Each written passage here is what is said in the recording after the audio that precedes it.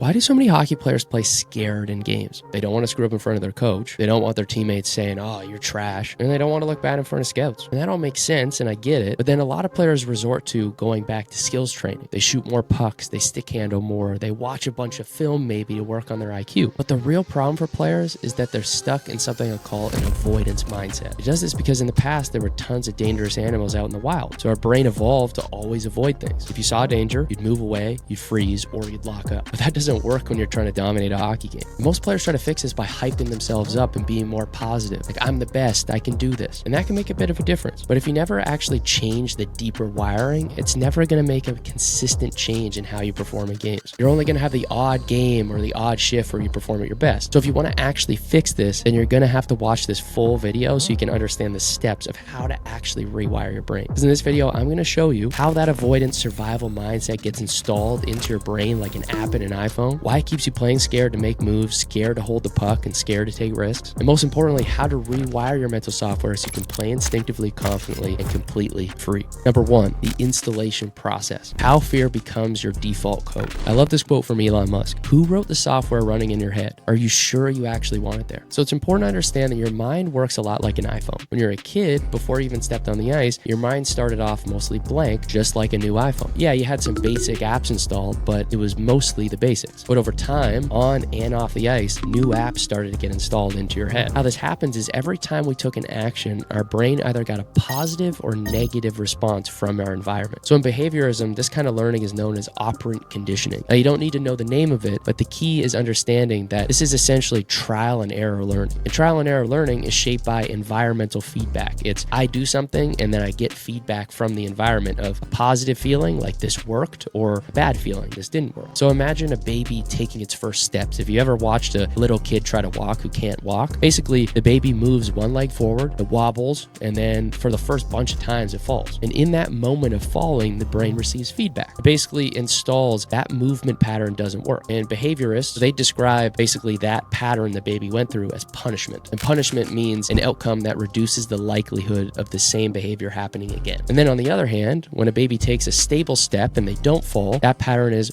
reinforced. So they get a good feeling, and then their brain installs that program that says, that works, do that again. So over time, this feedback loop of punishment and reinforcement builds up a library of stable, successful movement patterns. And this is much like installing small little mini apps in your brain. And these mini apps come together to form a baby learning how to walk. And so when your brain tries something and it doesn't work, that app basically gets deleted. And then if it fails enough times, it's a whole section of movements and attempts basically get removed, like when you actually just delete all the data from an app on your phone. And then the ones that work, the ones that were reinforced, basically install into your brain, and they're actually wired into your brain. This is actually what happens when you study the neuroscience. They're actually deepening the patterns. These patterns get what's called myelinated, and now you have a successful walking pattern installed into your brain. And again, at its core, this is what operant conditioning is. So if you're in university or you're going to go into university, this is basically learning through a sequence of actions. It's really just the most fundamental way people learn, and it's how animals adapt to their environment. They try stuff and stuff either works or doesn't work. They get positive feedback or they get punished, and they take that, and then that helps shape what they do next. So if you want to zoom out a little bit beyond behaviorism, we can also look at a little bit of neuroscience and kind of cognitive science, and there's a little bit deeper kind of concepts that go in here. So in modern terms, they call this error-based learning or sensor motor conditioning. And I get these are complicated words, you don't really have to remember them, but essentially what this is saying is that the brain is constantly predicting outcomes. And so it says, I think this is going to happen. And then we basically test that prediction. And then essentially what happens is our brain kind of updates whether we succeed or fail. So again, if we succeed, boom, feedback, do more of that. If we fail, don't do that. But the idea there, the kind of separation is that the prediction is the key piece. It's we predict this thing is going to happen, and then we test it and we get feedback. Now, hopefully you're starting to kind of connect the dots to see how important this is as an athlete about when your brain is making predictions and then it's getting feedback. This is what's happening. This is how we get better as a player. So in short, simplifying this down, each action that we take teaches the brain something. So success strengthens the brain, and that installs that app into your brain, and failure basically unwires that or deletes that app from the brain. And now that is one piece of it. So that's what you do in the environment and the feedback you get from basically like you do something and then you get something happens back like from the physical environment. But then there's also the social layer. So it's how other players program us. So from the moment we're born, we don't just receive feedback from the environment, we also receive feedback feedback from other people. So for example, when a baby smiles and a parent smiles back, the brain reinforces that behavior, and the smiling equals connection in that baby's brain. So the baby says, let's do more of that. So it smiles, and then, the parent smiles back, it feels good, right? That's the same thing as like when a baby cries and then it gets food. It's like, well, if I cry, I'll get more food. So it cries more often, essentially. So another example of this is, let's say a kid yells and then his parents are like, nah, don't yell, and they get mad at him. Well, essentially what happens is the brain wires itself to sharing my opinion equals rejection equals danger, so don't do it. And that sucks. That's actually what happens to a lot of kids, is they learn the wrong lesson from that. So it's not just that don't show anything, and they kind of learn to crumple up and like avoid any confrontation. And this can lead to how you perform on the ice. So just like how falling teaches the body that a movement pattern doesn't work, social responses teach the mind which emotional and behavior patterns are safe or dangerous. So over time, these kind of social feedback loops deeply encode and teach us what we should do, and they really reinforce who we are as a person. The result is a vast collection of internal apps shaped by other people's approval, disapproval, their tone, attention, or if they don't treat us well. And of course, like some of these programs do help us survive and fit in, but others limit us later in life, in our careers, like the fear of failure, hesitating to take risks, or not really believing in yourself and needing external validation before you take an action, needing your teammates, your coach, or your parents to tell you you're good in order to be confident and trust yourself on the ice. You can see how that's not going to be a very helpful app to have installed in your head. This is why reprogramming yourself, whether it's in life or in sport, often means identifying which apps you want to basically remove and which apps you want to keep, or which apps you want to bring in and install based on when you look at how other people act, how they kind of feel, how they think about things, being able to install that into your brain. And the first step to this is really identifying what are the apps that are yours that you have intentionally installed, and which are the ones that have been installed by someone else. And so the thing is that people have either intentionally or unintentionally installed certain apps in your head. And when I say intentionally or unintentionally, what I mean is that oftentimes adults, whether it's parents, coaches, teachers, are simply repeating things that they've heard before, apps that they've had installed in their head. So think of a coach who just yells the same thing over and over again at you. Just work hard, compete, battle, and it'll all work out. Or if you have parents who maybe say the same thing every game, like just go have fun, give it your all, go crush them. Or they say these same patterns maybe after the game, like, why didn't you want it? You gotta compete more. You gotta really have that desire out there. And they repeat these same things over and over, which don't work for you. And